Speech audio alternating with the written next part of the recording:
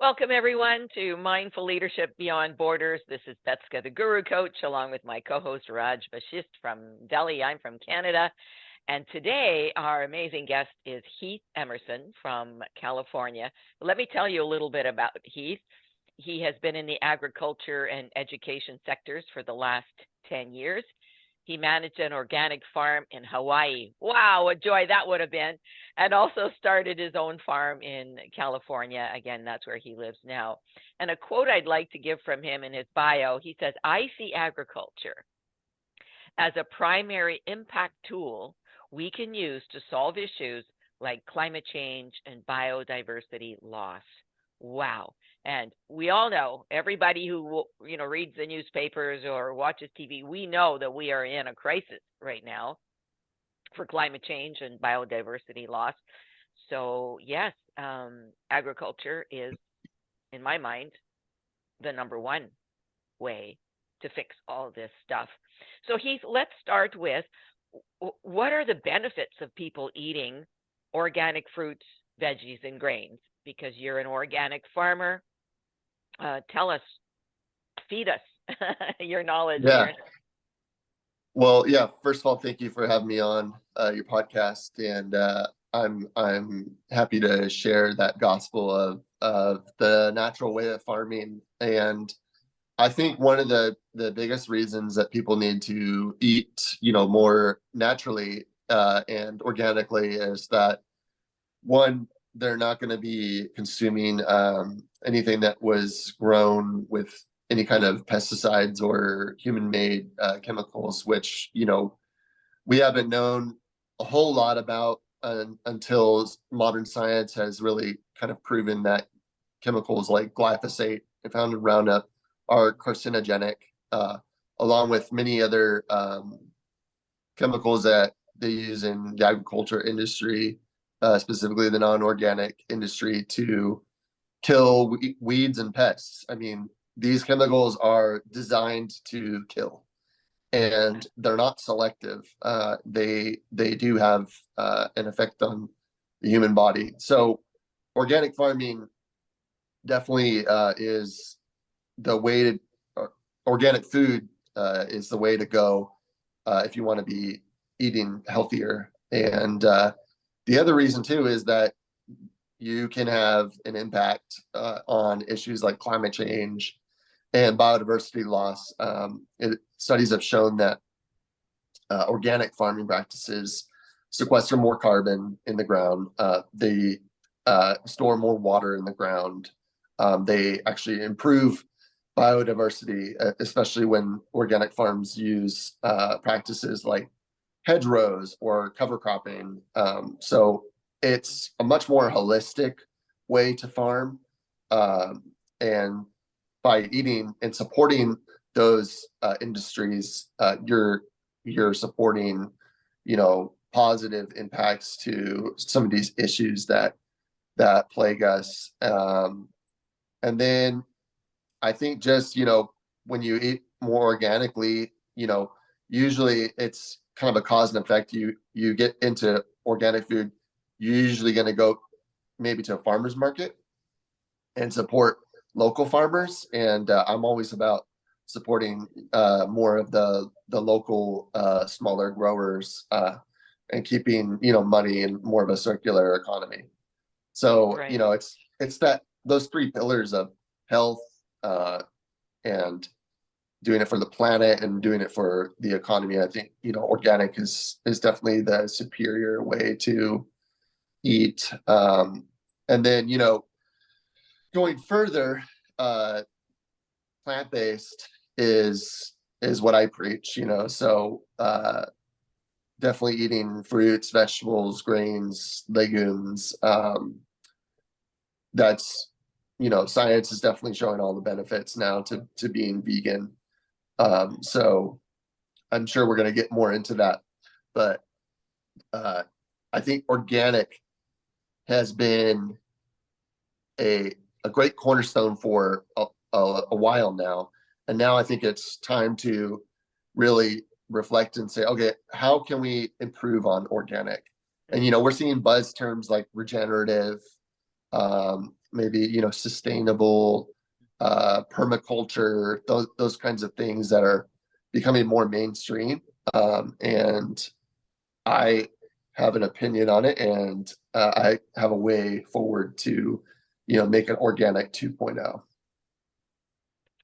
Well, that's excellent. And I noticed on your website that you provide folks with the very best fertilizer that's free from those synthetic chemicals that kill everything in the soil, and also free from any animal byproducts, like hormones and drugs. And you also mentioned embodied trauma on your website, and I was so moved by that.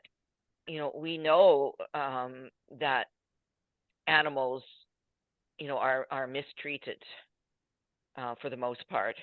Dairy cows, as well as any land animal that's killed for food, and they're already traumatized, right? They don't want to die. They want to live like you and I do, and then we eat that trauma. We eat it. Yeah. So I don't think many people realize what that means. For example, in my field, I know that a person who has a heart attack and they put a new heart into their, a donated heart into that person takes on the emotions of the donor's heart. Right? I mean, so we know all this stuff. So, definitely,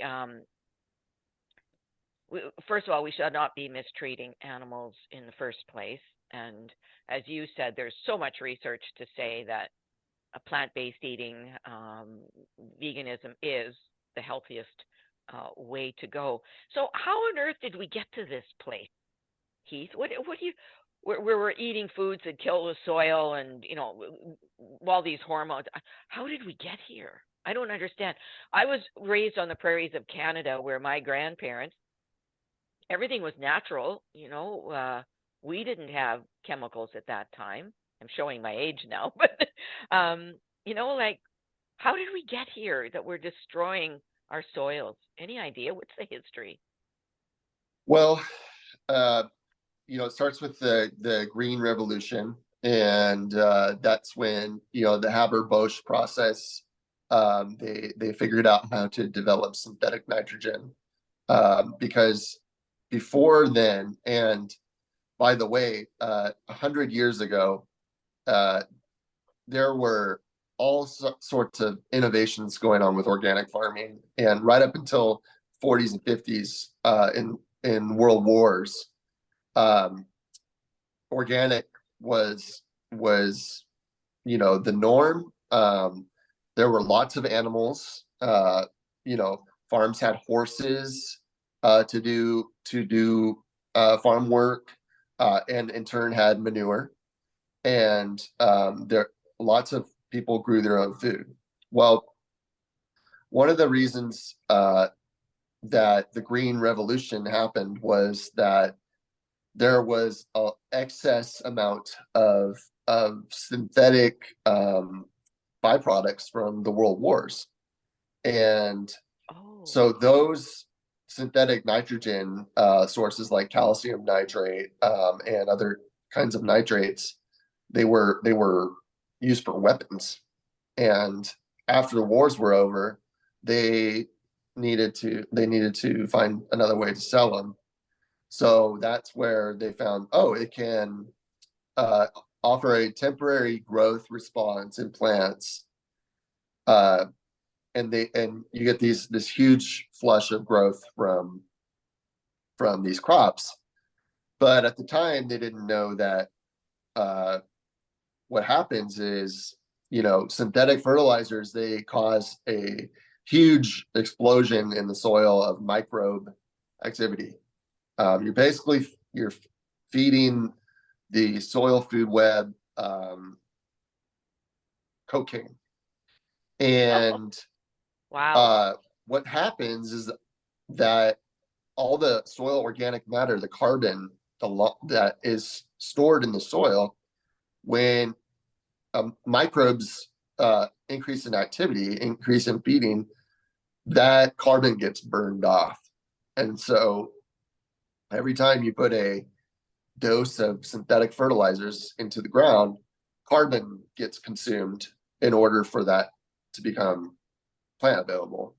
So since that has happened, soil carbon has been being released into the atmosphere, and it's kind of a diminishing return. You got to add more and more of it to get that same growth response. And that's great for the fertilizer companies because they can sell more and more of it. So it's really just become this vicious cycle of profit, greed, and ensuing climate change. Mm-hmm. Right on. If we didn't have that happen, we probably wouldn't be seeing nearly as much, you know, extreme weather. Probably wouldn't have nearly as much carbon emissions in the atmosphere. You know, fossil fuels have definitely contributed to that, but land use is also a huge thing that people don't talk about. The way we treat and use our land is huge, hugely impactful on climate change and global warming. Right on. Well, Heath, we're going to take a pause for a moment here, and we'll be back in a moment, folks, with part 2 with Heath Emerson.